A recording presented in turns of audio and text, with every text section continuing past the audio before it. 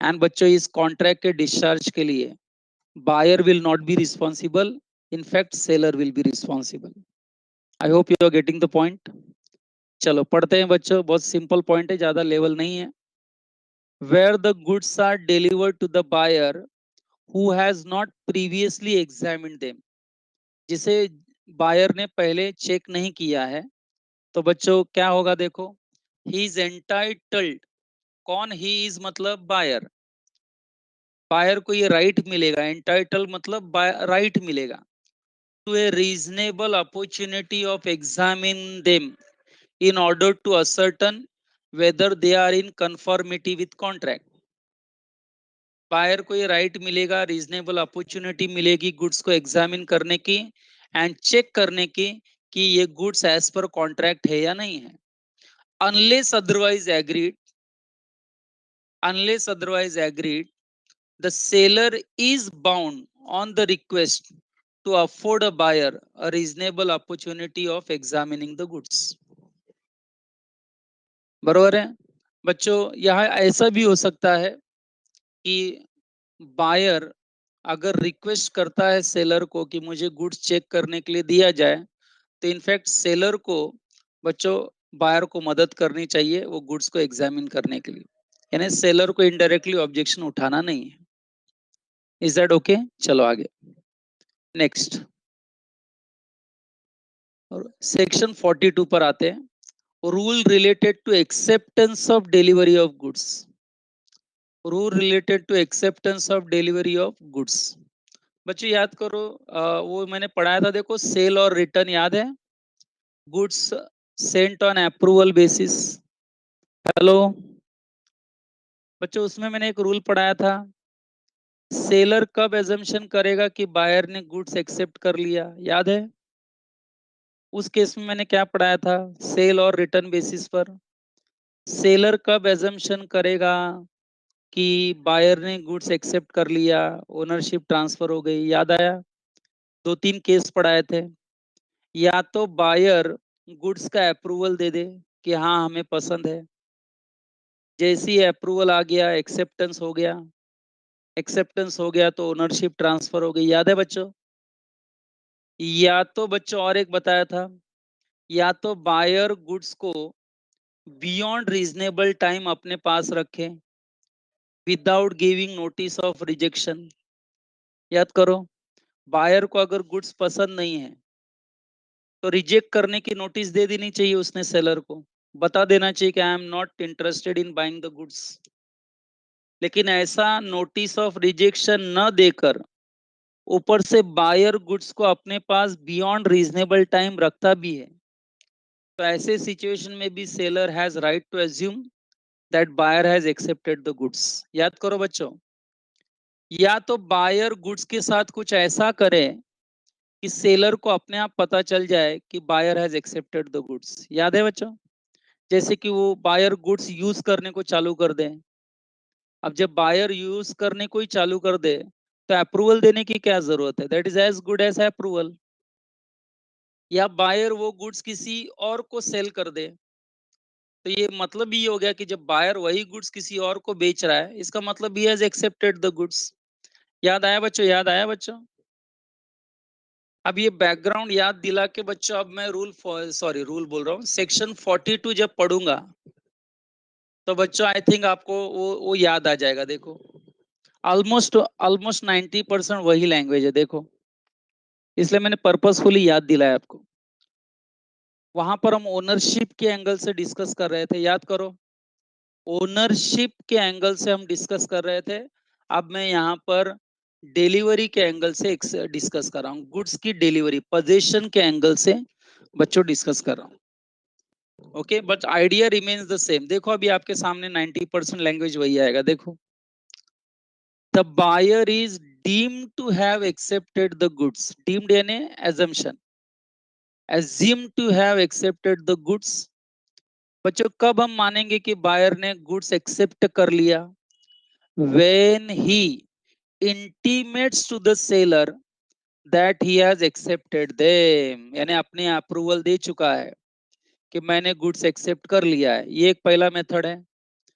जहां पर बच्चों गुड्स एक्सेप्ट हो गया ऐसे माना जाएगा।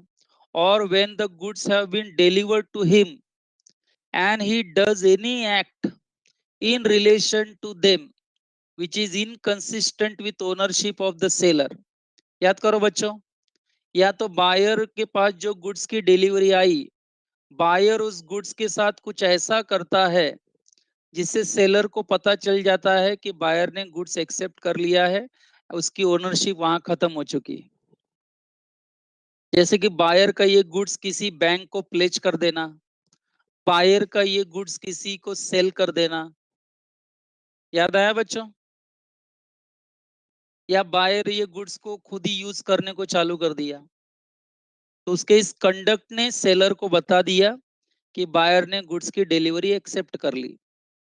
या तो फिर बच्चों तीसरा पॉइंट जो पढ़ाया था, और when after the lapse of reasonable time, याद करो, और after the lapse of reasonable time he retains the good. बच्चों रिटर्न्स नहीं है, रिटेन।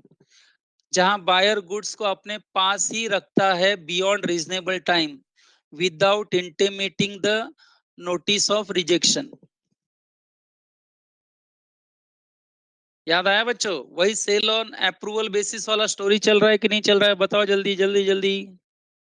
वही सेम डिट्टो स्टोरी चल रही है कि नहीं? बस बच्चों फर्क ये है कि मैं वहां ओनरशिप ट्रांसफर हो गया ऐसा बोल रहा था, एंड अब यहां बोल रहा हूं goods have been accepted by the buyer. बस इतना ही फर्क है, पूरा डिट्टो वही है बच्चों। याद रखने का टेक्निक भी एक प्रकार से है कि नहीं? और after the lapse of reasonable time he retains the goods without intimating to the seller that he has rejected them। क्या लाइन है देखो ना, when after the lapse of reasonable time he retains the goods without intimating to the seller that he has rejected them।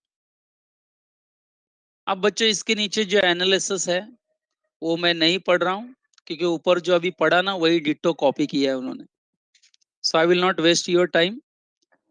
Analysis वापस पढ़ लेना बच्चों, वही तो है जो ऊपर लिखा है, छोड़ दो। चलो बच्चों अभी सेक्शन 43 पर आता हूं। क्या लिखा है जरा हेडिंग पढ़ो बच्चों। थोड़ा अलग रूल है, जरा ध्यान देना अभी। Buyer not bound to return rejected goods. बच्चों सेंटेंस पे ध्यान देना जरा। अभी लॉ क्यों टफ लगता है कुछ बच्चों को, क्योंकि ध्यान से सुनते नहीं है। आप इसको नॉर्मल सब्जेक्ट की जैसा ट्रीट मत करो बच्चों। लीगल लैंग्वेज पर ध्यान देना बहुत जरूरी है। सेंटेंस देखो बच्चों, buyer is not bound to return rejected goods. Return rejected goods. बच्चों 2 मिनट के लिए मान लो सेलर ने गुड्स डिलीवर किया बायर को, ठीक है। बायर ने गुड्स को एग्जामिन किया, एंड एग्जामिन करने के बाद बायर को लगा कि ये गुड्स एज पर कॉन्ट्रैक्ट नहीं है, तो बायर ने गुड्स को रिजेक्ट कर दिया। एंड बच्चों उसने गुड्स रिजेक्ट कर दिया, इसकी नोटिस उसने सेलर को दे दी। अब नोटिस कैसे देगा सेलर को? फोन कर दिया होगा, फोन करके बता दिया होगा कि तुमने जो गुड्स मेरे पास डिलीवर किए बरोबर एज पर कॉन्ट्रैक्ट नहीं है, या सेल ऑन अप्रूवल बेसिस है तो हमें पसंद नहीं है, हम गुड्स को रिजेक्ट करते हैं। बच्चों ये बायर का बताना सेलर को कि हम गुड्स को रिजेक्ट करते हैं, यही काफी है कॉन्ट्रैक्ट को खत्म करने के लिए। अब उसके बाद वो जो गुड्स रिजेक्ट किया है, वो जो गुड्स रिजेक्ट किया है, आपको लगता नहीं अभी भी बायर के कस्टडी में है? हेलो बच्चों, वो जो गुड्स आया है बायर के पास, वो अभी भी बायर के पास ही पड़ा है कि नहीं? अब बायर के पास वो गुड्स शायद 10 दिन पड़ा हो, 15 दिन पड़ा हो, 20 दिन पड़ा हो, 25 दिन पड़ा हो। 25 दिन के बाद सेलर बोल सकता है क्या आपने बियॉन्ड रीजनेबल टाइम गुड्स को रखा, इसलिए ये गुड्स तुम्हारा हो गया, अब तुम पेमेंट करो? क्या ऐसा बोल सकता है? Just because buyer has not return the rejected goods. क्योंकि बायर ने रिजेक्टेड गुड्स रिटर्न नहीं किया, इसका मतलब ये नहीं है कि buyer is bound to accept them. कहीं ना कहीं बायर ने नोटिस तो दे दिया था कि नहीं रिजेक्शन का, कि मैं गुड्स रिजेक्ट कर रहा हूँ, सेलर को बता तो दिया था ना कि मैं गुड्स एक्सेप्ट नहीं कर रहा हूँ, रिजेक्ट कर रहा हूँ, काफी है। अब उसके बाद गुड्स 10 दिन 20 दिन से बायर के पास ही रहे, इसका कोई मतलब नहीं निकलता बच्चों। जरा बताओ सीरियसली, हैव यू अंडरस्टूड क्या पढ़ाने की मैं कोशिश कर रहा हूँ? हेलो बच्चों, मान लो मैंने गुड्स रिजेक्ट कर दिया, इसकी नोटिस आपको दे दी, आपको जानकारी दे दी मैंने कि मैं आपका गुड्स रिजेक्ट करता हूँ। उसके बाद वो जो गुड्स मैंने रिजेक्ट किया है वो 1 महीना तक मेरे पास ही पड़ा है, तो क्या सेलर एजम्पशन करेगा buyer is now bound to accept them? चलो टाइप करो। क्या सेलर एजम्पशन करेगा कि now buyer is bound to accept the goods because he has kept the goods beyond reasonable time? हो ही नहीं सकता बच्चों। बायर ने ऑलरेडी रिजेक्ट कर दिया है गुड्स एंड इसकी जानकारी दे दी उसने सेलर को। अब गुड्स उसके पास कितना दिन है क्या मतलब है? लैंग्वेज को अंडरस्टैंड करो, लैंग्वेज को अंडरस्टैंड करो। पूरा लॉ पढ़ता हूँ, देखो अभी आपके सामने सेक्शन 43 पूरा पढ़ रहा हूँ। देखो बच्चों क्लियर हो रहा है कि नहीं? लैंग्वेज सी ऑनेस्टली बताना, नहीं समझा तो नहीं बोलो। Unless otherwise agreed, where goods are delivered to the buyer and he refused to accept them, having right to do so, he is not bound to return them to the seller, but it is sufficient if he intimates to the seller that he refused to accept them. ये काफी है अगर उसने seller को phone करके बता दिया कि मैं आपका गुड्स रिजेक्ट कर दिया, बराबर है। But buyer is not bound to return those rejected goods to the seller. Seller चाहे तो आके अपना रिजेक्टेड गुड्स ले जाए, buyer is not bound to return them to the seller. Which goods? Rejected goods. And इस rejection की notice वो seller को दे चुका है। ओके बच्चों, चलो जरा रिस्पांस दो इस सेक्शन के लिए। सेक्शन मेरे हिसाब से थोड़ा टफ है, इंपॉर्टेंट है। चलो बताओ, have you understood section 43? Hello, कि फिर पढ़ाऊं एक बार? आवाज आ रही कि नहीं बच्चों मेरी?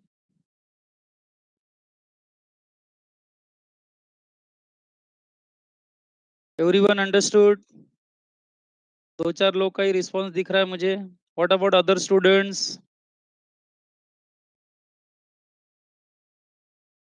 ओके। एंड बच्चों नाउ सेक्शन 44। बच्चों सेक्शन 44 मैंने आपको इंडियन कॉन्ट्रैक्ट एक्ट में पढ़ा दिया था, याद करो।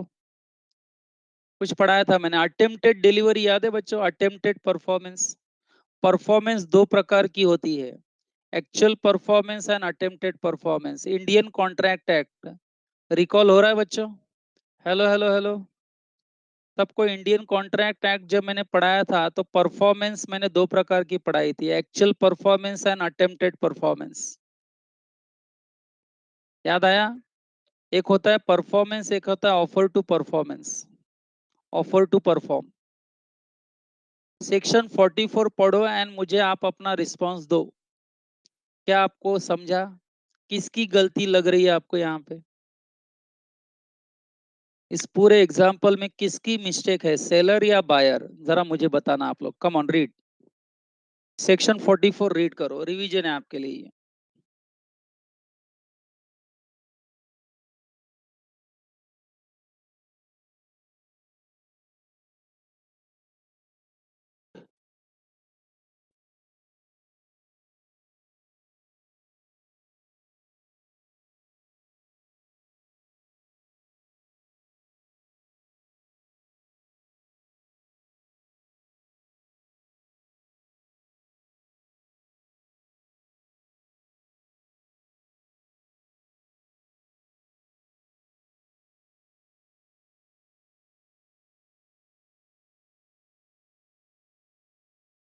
बच्चों कुछ याद आया?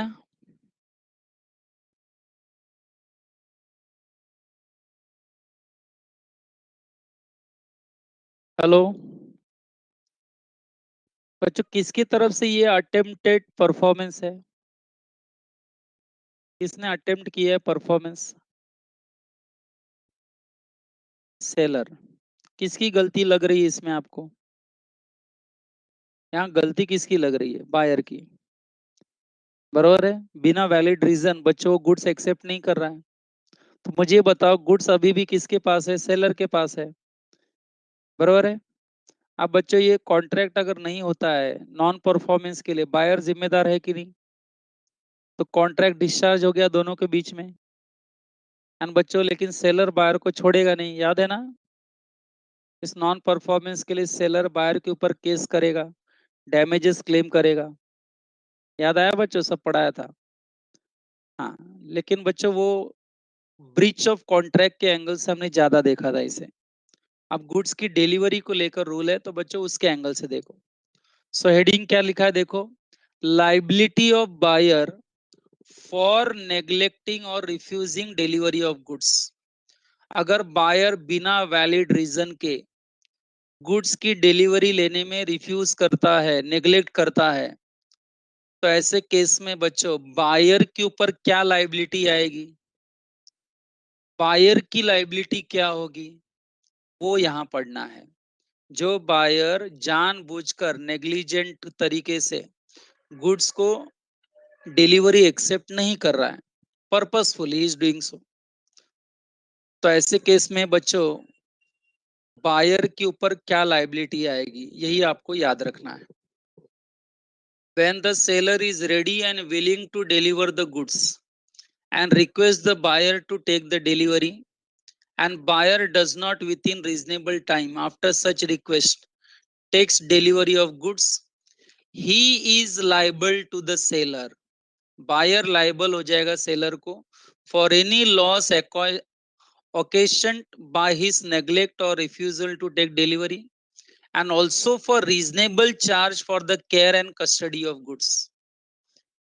यानी बायर लाइबल हो जाएगा, गुड्स को अगर कोई लॉस हुआ तो गुड्स के लॉस के लिए वो लाइबल है। एंड सेलर ये गुड्स को अपने पास रखता है कुछ दिनों के लिए, जिसके लिए सेलर को खर्चा होता है, वो खर्चा भी देना पड़ेगा सेलर को। कौन देगा? बायर देगा। Last of the line, provided further that nothing in this section shall affect the rights of the seller where neglect or refusal of buyer to take delivery amounts to repudiation of contract। बच्चों ये हमने already पढ़ा था पहले Indian contract act में कि अगर buyer अगर कॉन्ट्रैक्ट को रेप्यूडेट करता है, मालूम है ना, कैंसल करता है, ब्रीच ऑफ कॉन्ट्रैक्ट करता है, तो बच्चों इस नॉन परफॉर्मेंस के लिए बायर जिम्मेदार होगा। कॉन्ट्रैक्ट डिस्चार्ज हो जाएगा, खत्म हो जाएगा।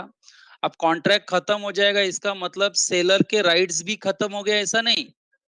Seller still have the legal remedy against buyer. पढ़ाया था बच्चों, seller still have the legal remedy against buyer. वो बायर के ऊपर इस नॉन परफॉर्मेंस के लिए केस कर सकता है एंड बायर से जितना डैमेजेस चाहिए जो उसको हुआ है लॉस, वो डैमेजेस वो सेलर क्लेम कर सकता है। तो बच्चों ये वैसे पढ़ाना नहीं चाहिए था, ऑलरेडी आपको आता था। तो बच्चों ये हो गया आपका यूनिट नंबर 3। मैं तो कहता हूँ सेल ऑफ गुड्स एक्ट में टोटल 4 यूनिट्स हैं। Unit 1 unit 2 was quite easy. मेरे हिसाब से एकदम लीगल लैंग्वेज जो भर भर के था ना, वो यूनिट नंबर 3 था, जो आज जाके मैंने कंप्लीट किया। गुड्स की ओनरशिप को लेकर रूल्स पढ़े एंड गुड्स की डिलीवरी को लेकर रूल्स पढ़े हमने, बराबर है, ये खत्म किया हमने। अब बच्चे इसके बाद हम यूनिट 4 पर जाएंगे, बराबर है। I think I have completed section 44 तक हमने कंप्लीट कर दिया। बच्चों आपको याद होगा तो मैंने कल के लेक्चर में जब गुड्स की डिलीवरी को लेकर लॉ चालू किया था, तो बच्चों इधर देखो हेडिंग आया सामने आपके, सेक्शन 31 से लेकर 44 तक। तो कल मैंने सेक्शन 31 से स्टार्ट किया था, duties of seller and buyer याद करो, एंड आज मैंने सेक्शन 44 पे खत्म किया उसको, बराबर है। स्टेप बाय स्टेप एक एक लाइन हमने पढ़कर समझा, अंडरस्टैंड किया। चलो बच्चों मैं 1 मिनट दे रहा हूँ, कोई डाउट पूछना है आपको ये सारे सेक्शंस में? 31 से लेके 44 हर एक एंगल समझ में आ गया सबको? यस, 1 मिनट दिया है। Otherwise I will start with the next topic, last unit sale of goods act का चौथा यूनिट।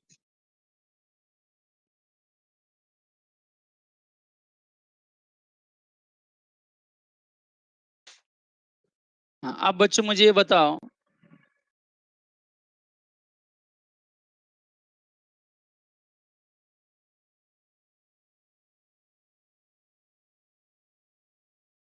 हाँ मुझे ये बताओ, यूनिट नंबर 4 आपको स्क्रीन पे दिख रहा है? यस, हेलो, सो गए क्या सब लोग? यूनिट नंबर 4 दिख रहा है सबको अभी? क्या हेडिंग है जरा बताओ, मुझे विश्वास नहीं हो रहा है आपको दिख रहा है कि नहीं। यूनिट 4 की हेडिंग क्या है? अभी यूनिट 4 हम स्टार्ट करने जा रहे हैं, अनपेड सेलर। बच्चों लास्ट यूनिट में हम क्या पढ़ने वाले, अंडरस्टैंड करो, पहले आइडिया ले लो। बच्चों हम अनपेड सेलर का मीनिंग पढ़ेंगे, एंड इस अनपेड सेलर को बायर के अगेंस्ट क्या क्या लीगल रेमेडी मिलेगा, बच्चों वो पढ़ेंगे। एंड गुड्स को लेकर इसको क्या क्या लीगल रेमेडी मिलेगा, बच्चों वो पढ़ेंगे। यानी अनपेड सेलर के हम जो राइट्स पढ़ेंगे ना बच्चों, वो दो तरीके से पढ़ेंगे। गुड्स को लेकर इसको क्या राइट्स मिलेगा, एंड बायर के अगेंस्ट इसको क्या राइट्स मिलेगा। बरोबर है, बस यही तीन चीजें पढ़नी है। एंड लास्ट में बच्चों हमको ऑक्शन सेल के बारे में थोड़ी आइडिया लेनी है। ऑक्शन सेल समझते हो ना? ऑक्शन, ऑक्शनियर, मर्केंटाइल एजेंट पढ़ाया हुआ है।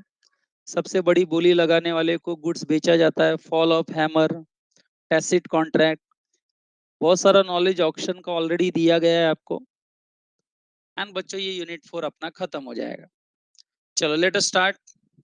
बच्चों जो डायग्राम शुरुआत में दिया है आप देख रहे हो, वहां पर हेडिंग में ही पता चल रहा है, डायग्राम में ही पता चल रहा है कि अनपेड सेलर को दो लीगल राइट्स मिलेंगे। एक है अगेंस्ट गुड्स एंड एक है अगेंस्ट बायर। गुड्स के एंगल में उसको क्या राइट्स मिलेगा, एंड बच्चों बायर के अगेंस्ट उसको क्या राइट्स मिलेगा। बच्चों किसको? सेलर को नहीं, सेलर को नहीं, अनपेड सेलर को बच्चों वो पढ़ना है। एंड बच्चों यही कारण है कि हमको सबसे पहले अनपेड सेलर का मीनिंग अंडरस्टैंड करना है। बच्चों आपको लगता नहीं last to last lecture I have explained you who is unpaid seller?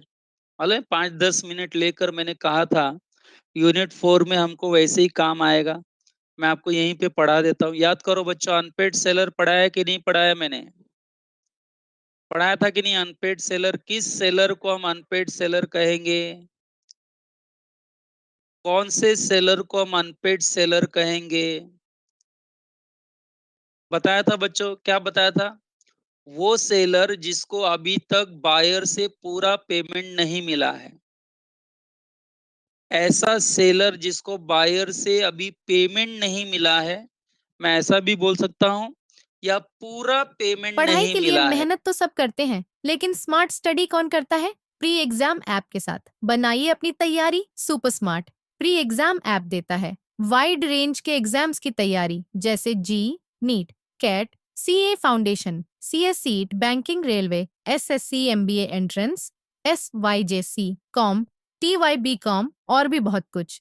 Chapter wise tests and mock tests, detailed performance analysis, और अब तैयारी होगी एकदम परफेक्ट। कहीं भी कभी भी पढ़ाई करें, और एक विशाल क्वेश्चन बैंक आपकी तैयारी को बनाए आसान। इंस्टेंट इवैल्यूएशन से तुरंत जानिए अपनी परफॉर्मेंस और पाएं पर्सनलाइज्ड फीडबैक। तो अब देरी किस बात की? प्री एग्जाम ऐप डाउनलोड करें और अपने नाम से रजिस्टर्ड करें, और एक विशाल क्वेश्चन बैंक बिल्कुल फ्री, और अपनी सफलता की कहानी लिखें। लिंक डिस्क्रिप्शन में है। प्री एग्जाम ऐप स्मार्ट तैयारी पूरा का साथी। पेमेंट नहीं मिला है, मैं ऐसा भी बोल सकता हूँ। मान लो बच्चों सेलर ने बायर को 10,000 का गुड्स बेचा है। देखो बच्चों एग्जाम्पल पे ध्यान दो। सेलर ने बायर को 10,000 का गुड्स बेचा है। बायर 10,000 15 दिन में देने वाला है। बच्चों 15 दिन हो गया, बायर ने 1 रुपया भी नहीं दिया। तो अब बताओ सेलर क्या है? अनपेड सेलर हुआ कि नहीं? हेलो, क्योंकि अभी तक बायर ने उसको कोई पेमेंट नहीं किया है। Hello, the whole amount has not been paid to the seller. दूसरा, whole amount not been paid to the seller का एक और इंटरप्रिटेशन है। बच्चों 15 दिन में 10,000 पेमेंट जो बायर को देना था, बायर ने आके 6,000 पे किया। Buyer paid only 6,000, part payment किया। अब बताओ, क्या मैं सेलर को बोलूंगा उसको पूरा पैसा मिला? हेलो, इस सिचुएशन को भी मैं क्या बोलूं कि सेलर को पूरा पैसा मिला?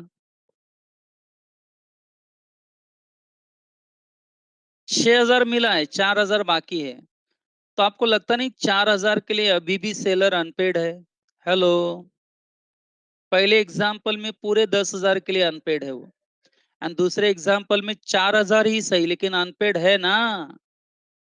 तो बच्चों, अनपेड सेलर का डेफिनेशन कैसे आगे आने वाला है बच्चों, अंडरस्टैंड करो। मैं पहले मेरे हिसाब से पढ़ा रहा हूं आपको। दूसरा बच्चों, ड्रॉवर ड्रॉई का एग्जाम्पल लिया था, याद करो।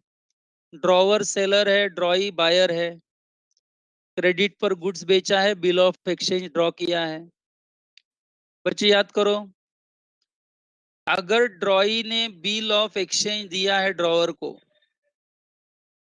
एंड बच्चों वो bill of exchange due date को डिसऑनर हो जाता है, अगर ड्रॉई बिल ऑफ एक्सचेंज का पेमेंट नहीं करता है, तो बच्चों आपको लगता नहीं बिल ऑफ एक्सचेंज डिसऑनर्ड हो गया and therefore seller becomes unpaid now? Hello, buyer द्वारा दिया गया बिल ऑफ एक्सचेंज अगर डिसऑनर हो जाए ड्यू डेट को, इसका मतलब सेलर को पैसा नहीं मिला।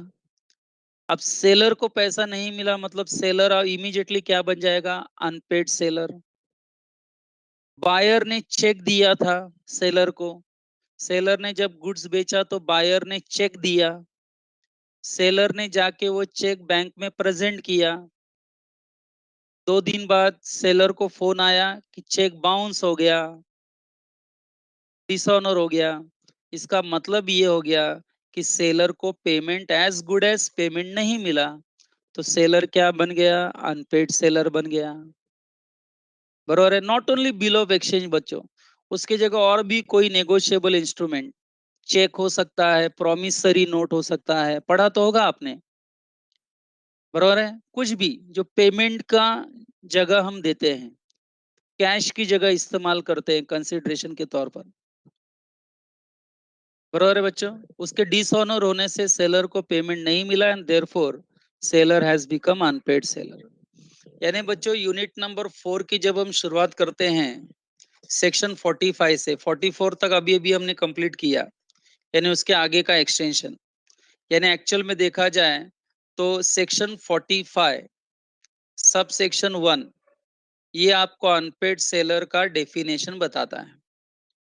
किस सिनारियो में हम सेलर को अनपेड सेलर बोलेंगे, कब हम सेलर को अनपेड सेलर एजम्पशन करेंगे।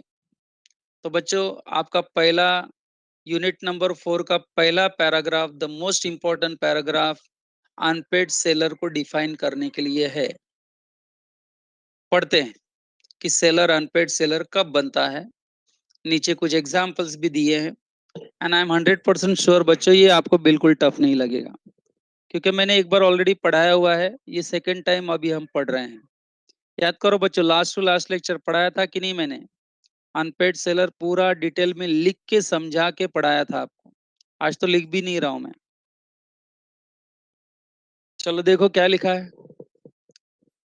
A contract comprises of reciprocal promise.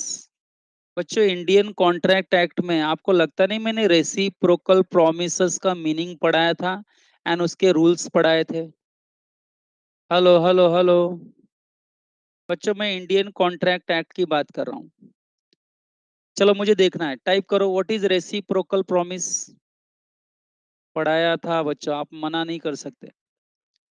Partha तुम मत दो एग्जाम आंसर, पार्थ तुम मत दो, बाकी लोगों को देने दो। बच्चों, रेसिप्रोकल प्रॉमिस पढ़ाया था मैंने, आप मना नहीं कर सकते।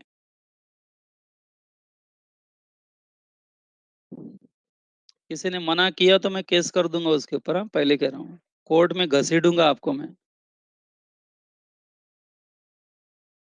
हाँ। बच्चों, रेसिप्रोकल प्रॉमिस का क्या मीनिंग बताया था?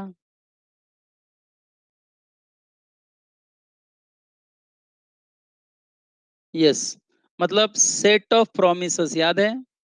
Set of promises forming consideration for each other. बच्चों, सेट ऑफ प्रोमिसेस यानी दो प्रोमिसेस का एक सेट होता है, वो एक दूसरे के लिए कंसिडरेशन। अगर सेलर प्रॉमिस करता है, प्रॉमिस बोला मैंने, to deliver the goods to the buyer, तो सेलर के इस प्रॉमिस पर बायर भी एक प्रॉमिस फेंकता है अपने तरफ से। बायर क्या कहता है? सेलर, जैसे ही आप गुड्स डिलीवर करोगे, मैं प्रॉमिस करता हूं आपको पेमेंट करने का।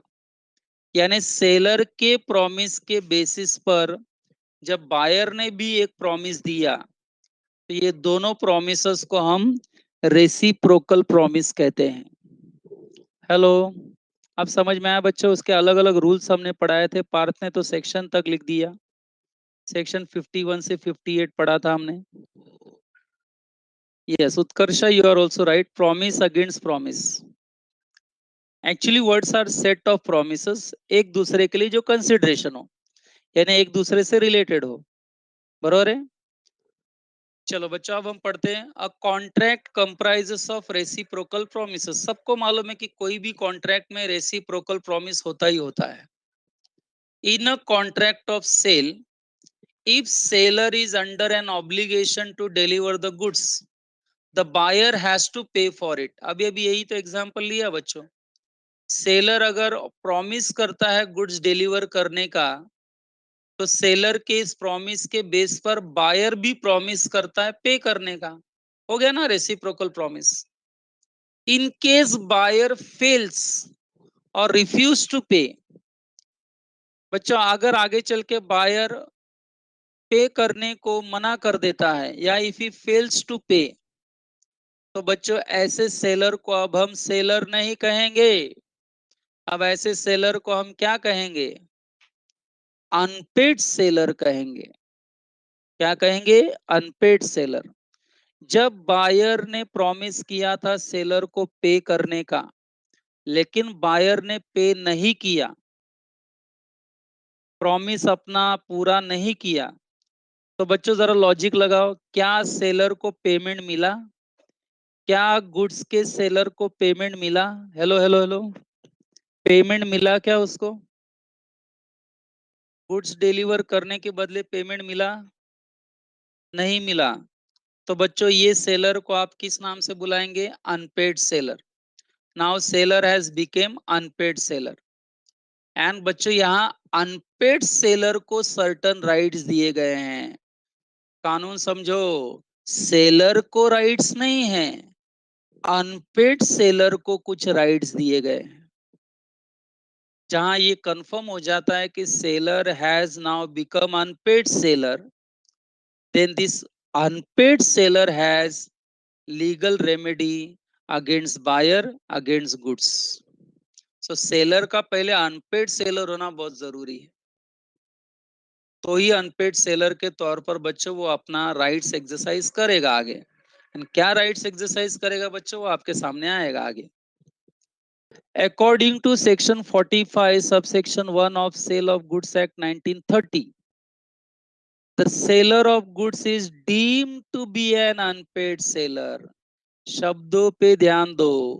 Seller of the goods is deemed to be an unpaid seller, assumed to be an unpaid seller when a b a b a हो या b हो, सेलर के साथ चाहे ए वाली ट्रेजेडी हो या बी वाली ट्रेजेडी हो, ये सेलर अनपेड सेलर बन जाएगा। अब वो ए एंड बी में क्या लिखा है? सेलर कब अनपेड सेलर बनेगा बच्चों?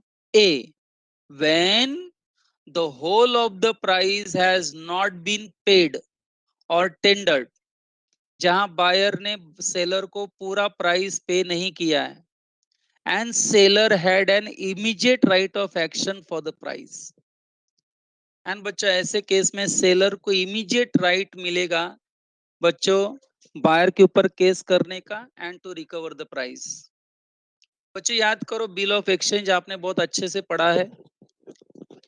बिल ऑफ एक्सचेंज में ड्रॉवर ड्रॉई के ऊपर बच्चों प्राइस के लिए ही तो केस करता है गुड्स रिकवरी के लिए नहीं, प्राइस रिकवर करने के लिए केस करता है। क्यों केस करता है ड्रॉवर ड्रॉई के ऊपर? क्योंकि कहीं ना कहीं ड्रॉई ने बिल को डिसऑनर कर दिया है एंड ड्रॉवर भैया अनपेड सेलर बन चुके हैं। एंड जब ड्रॉवर भैया अनपेड सेलर बन चुके हैं तो अनपेड सेलर को ड्रॉई के खिलाफ प्राइस रिकवर करने का एक इमीडिएट राइट ऑफ एक्शन मिलेगा। तो बच्चों सीधा सा लॉजिक है, जब बायर सेलर को पेमेंट नहीं करता या आप बोल सकते हैं पूरा पेमेंट नहीं करता, उस वक्त सेलर अनपेड सेलर बन जाता है। दूसरा, व्हेन बिल ऑफ एक्सचेंज, बच्चों इसका भी एग्जांपल मैं दे चुका हूं, अभी अभी ड्रॉवर ड्रॉई तो बोल रहा था मैं। व्हेन बिल ऑफ एक्सचेंज और अदर नेगोशिएबल इंस्ट्रूमेंट, बच्चों डू यू अंडरस्टैंड और other negotiable instrument? Can you give me some other examples of negotiable instrument? Other negotiable instruments, बच्चों मैं आपको बता दूं bill of exchange is also negotiable instrument. Negotiable instrument act 1881 ये bill of exchange को define करता है। Yes, bill of exchange 1881 negotiable instrument act ही डिफाइन करता है। नेगोशिएबल इंस्ट्रूमेंट को बच्चों सेल ऑफ गुड्स एक्ट कभी डिफाइन नहीं करता। ये वो कानून अलग है, ये कानून अलग है। यस, चेक हो गया, डिमांड ड्राफ्ट हो गया। डिमांड ड्राफ्ट नहीं बोल सकते क्योंकि डिमांड ड्राफ्ट में पेमेंट कंफर्म मिलता है। प्रॉमिसरी नोट में क्या होता है, प्रॉमिस करके लोग मुकर जाते हैं, चेक दे के बाउंस करवा देते हैं, बिल ऑफ एक्सचेंज देकर डिसऑनर कर देते हैं। डीडी नहीं बोल सकते, Parth can't use the word DD, क्योंकि डिमांड ड्राफ्ट क्या है, कंफर्म जिसके नाम से डीडी निकाला है उसको कंफर्म पैसा मिलेगा ही मिलेगा।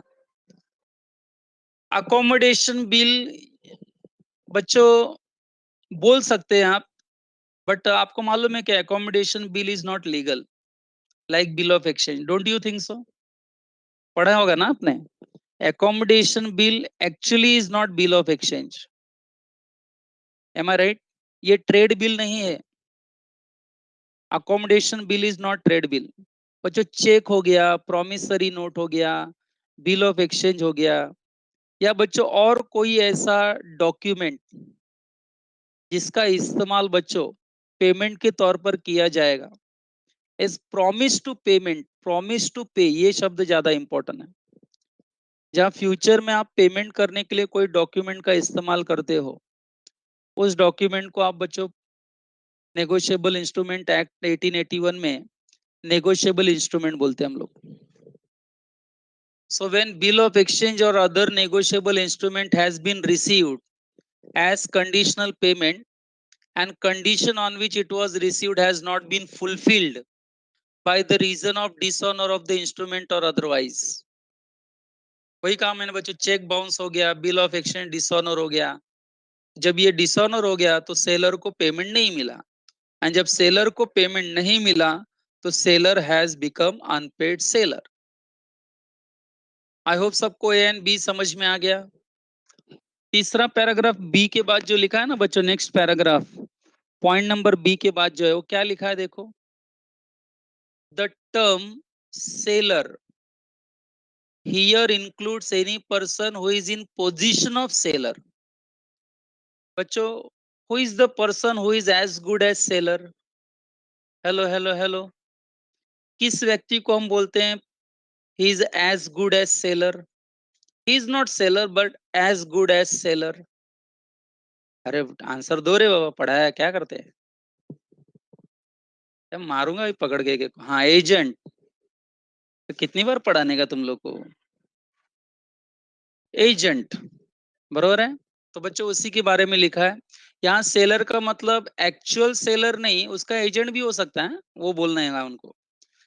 एंड जब सेलर अनपेड सेलर बन जाता है ना, अपने राइट्स एक्सरसाइज करता है, वही अथॉरिटी अगर एजेंट को दी है तो एजेंट भी अनपेड सेलर बन जाता है, एंड वो भी ओरिजिनल सेलर के जैसे राइट्स एक्सरसाइज कर सकता है ऑन बिहाफ ऑफ सेलर।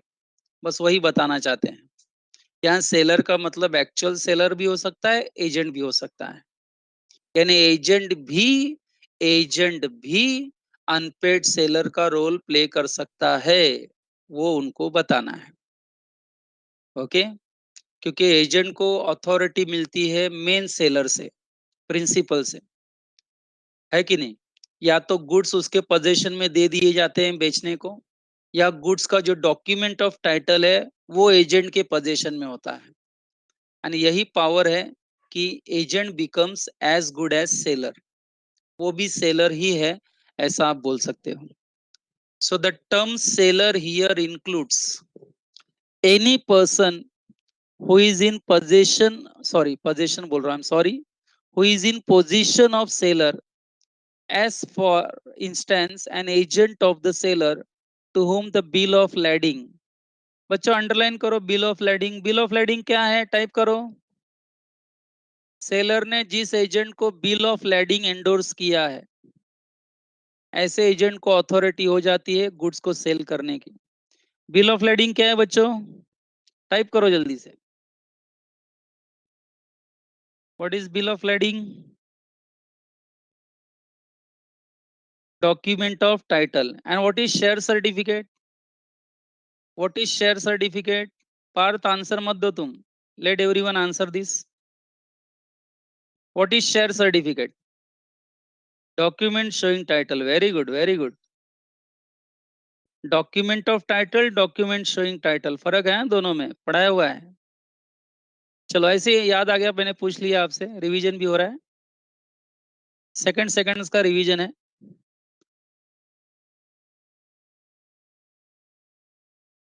तो बच्चों तीसरा पैराग्राफ क्लियर हो गया? मैंने पूरा पढ़ा नहीं, आई एम सॉरी, मैंने अभी पढ़ा ही नहीं पूरा उसको। The term seller here includes any person who is in position of seller, as for instance an agent of the seller to whom the bill of lading has been endorsed, or consignor or agent who has himself paid or is directly responsible for the price। अब या तो original seller is responsible for the price, और agent, दोनों में से कोई भी बच्चों प्राइस ले सकता है बायर से, एंड दोनों में से किसी को भी पेमेंट नहीं मिला तो बच्चों अनपेड सेलर हो जाएंगे। सेलर भी अनपेड सेलर, एजेंट भी अनपेड सेलर, दोनों में से कोई एक ही राइट्स एक्सरसाइज करेगा लेकिन। एंड बच्चों इसी अनपेड सेलर को बताने के लिए उन्होंने दो एग्जांपल वापस दिए हैं। वैसे मैं नहीं पढ़ूं, आपको पढ़ने के लिए बोल दूं तो भी चल जाएगा, इतना इजी है वो। क्या देखो example one, X sold certain goods to Y for ₹50,000। बच्चों सीधा दिख रहा है, एक्स सेलर है, वाई बायर है। एक्स ने 50,000 रुपया वैल्यू का गुड्स वाई को सेल किया। Y paid 40,000। वाई ने सेलर को 40,000 का पेमेंट किया, but fails to pay the balance. What was the balance amount बच्चों, 10,000। X is an unpaid seller. क्या बात है, देखो ना, वो 10,000 नहीं मिला है तो भी एक्स अनपेड सेलर, एंड पूरा 50 नहीं मिलता ना तो भी वो अनपेड सेलर है। ये भी इंपॉर्टेंट बात, पूरा का पूरा 50 नहीं मिला है तो भी वो अनपेड सेलर। 50 में से 40 मिला है तो ऐसा मत बोलो पार्टली पेड पार्टली अनपेड, नया दिमाग नहीं चलाने का। 50 में से 10,000 भी नहीं मिला है तो भी सेलर अनपेड सेलर है। आप डाउट मत पूछो सर 40,000 मिला है उसका तो आप बात ही नहीं कर रहे हो, वो बात ही नहीं हो रही है ना। 10 नहीं मिला ना मुझे, मैं अनपेड सेलर है, बस। मुझे तुमसे 10,000 नहीं मिला है, मैं अनपेड सेलर है। 40 की बात मत करो। मुझे नहीं मिला है पैसा पूरा, मैं अनपेड सेलर हूं, मैटर खत्म। सेकंड एग्जांपल बच्चों, आई थिंक चेक का, हाँ चेक को लेके दिया है, देखो चेक। चेक भी एक नेगोशिएबल इंस्ट्रूमेंट है। P sold some goods to R for ₹60,000। P ने आर को 60,000 वैल्यू की गुड्स बेची, and received cheque for the full price. पूरे 60,000 का चेक मिल गया, पी सेलर को चेक मिल गया। पी बहुत खुशी खुशी बैंक में गया, चेक को उसने डिपॉजिट किया, प्रेजेंट किया। लेकिन बच्चों जैसे ही उसने प्रेजेंट किया, मान लो बेरर चेक था, जैसे उसने प्रेजेंट किया पैसा निकालने के लिए, the cheque was dishonoured, bounced. Bounce word ज्यादा फेमस है चेक के साथ, and dishonoured word bill of exchange के साथ. So on presentment the cheque was dishonoured by the bank. जब बैंक ने डिसऑनर कर दिया तो इसका मतलब सेलर पी को पैसा नहीं मिला. एंड जब सेलर पी को पूरा पैसा नहीं मिला, यहाँ तो पूरा नहीं मिला है कि नहीं, तो बच्चों पी कौन बन गया, अनपेड सेलर बन गया. एंड बच्चों जब सेलर अनपेड सेलर बन जाता है तो और खतरनाक हो जाता है. फिर उसको क्या क्या राइट्स मिलते हैं अभी आप आगे पढ़ेंगे. बरोबर है. तो बच्चों P is an unpaid seller. अब इसी अनपेड सेलर बच्चे ये सेक्शन 45 सब सेक्शन 1 आप देख रहे हैं इस पूरा बड़ा पैराग्राफ को एग्जाम्पल 1 एंड 2 के जरिए हमने अनपेड सेलर का मीनिंग अंडरस्टैंड किया. अब बच्चों अगर मैं आपसे ऐसे जनरली पूछूं what are the rights of an unpaid seller, unpaid seller के राइट्स क्या है, तो बच्चे याद करो जब बायर पेमेंट नहीं करता या buyer bill of exchange dishonour कर देता है, बायर का दिया हुआ चेक बाउंस हो जाता है, तो बच्चों कहीं ना कहीं बायर ने ब्रीच ऑफ कॉन्ट्रैक्ट किया कि नहीं. इंडियन कॉन्ट्रैक्ट एक्ट के एंगल से सोचो किसने ब्रीच ऑफ कॉन्ट्रैक्ट किया. अगर सेलर को पेमेंट नहीं मिला टाइम पर तो इनडायरेक्टली किसने ब्रीच ऑफ कॉन्ट्रैक्ट किया. टाइप करो किसने ब्रीच ऑफ कॉन्ट्रैक्ट किया. बायर ने ब्रीच ऑफ कॉन्ट्रैक्ट किया. तो किसको लीगल रेमेडी मिलेगा, बायर के अगेंस्ट किसको लीगल रेमेडी मिलेगा, सेलर को लीगल रेमेडी मिलेगा. लेकिन बच्चों जब मैं ऐसा सवाल पूछता हूं कि ब्रीच ऑफ कॉन्ट्रैक्ट बायर ने किया है किसको लीगल रेमेडी मिलेगा, तो आप बोलेंगे सेलर को लीगल रेमेडी मिलेगा. वही सेलर मतलब अनपेड सेलर. तो बच्चों अपना ध्यान सिर्फ एक ही पॉइंट पे जाता है कि सेल अनपेड सेलर को लीगल राइट्स मिलेगा अगेंस्ट बायर, इसी पे ध्यान जाता है. लेकिन बच्चों आपको सेक्शन 46 जो पढ़ाया जाएगा, बरोबर है, सेल ऑफ गुड्स एक्ट में, ये सेक्शन में आपका ध्यान सिर्फ बायर पे ही नहीं होना चाहिए, गुड्स पर भी होना चाहिए. यस. वो जो दोनों के बीच में जो कॉन्ट्रैक्ट ऑफ सेल हुआ था ना, सब्जेक्ट मैटर, बच्चों कॉन्ट्रैक्ट ऑफ सेल का सब्जेक्ट मैटर गुड्स होता है, मालूम है ना, गुड्स. उस गुड्स को भी लेकर अनपेड सेलर को कुछ लीगल राइट्स मिलेंगे, ये बताना है. यानी जब भी हम rights of an unpaid seller पढ़ेंगे ना बच्चों, तो दो अलग अलग एंगल में पढ़ेंगे. अनपेड सेलर को राइट्स मिलेगा अगेंस्ट गुड्स, यानी गुड्स को लेकर उसके क्या लीगल राइट्स होंगे, एंड बायर के अगेंस्ट उसके क्या लीगल राइट्स होंगे, दोनों हम अलग अलग पढ़ेंगे. एंड बच्चों मैं सोचा हूँ वो मैं नेक्स्ट लेक्चर से स्टार्ट करूँ. So unit number 4.2 rights of an unpaid seller, बच्चों ये मैं नेक्स्ट लेक्चर से कवर करूंगा. बराबर है. सो हम लास्ट यूनिट पे आ गए हैं, सेल ऑफ गुड्स टॉपिक पे. एंड बच्चों मुझे लगता है आने वाले 2 लेक्चर में ये खत्म हो जाएगा. एंड इस मंथ के एंड में 100 मार्क्स का जो एग्जाम डिक्लेयर हुआ है आपका, उसमें ये 2 टॉपिक आएंगे. And I think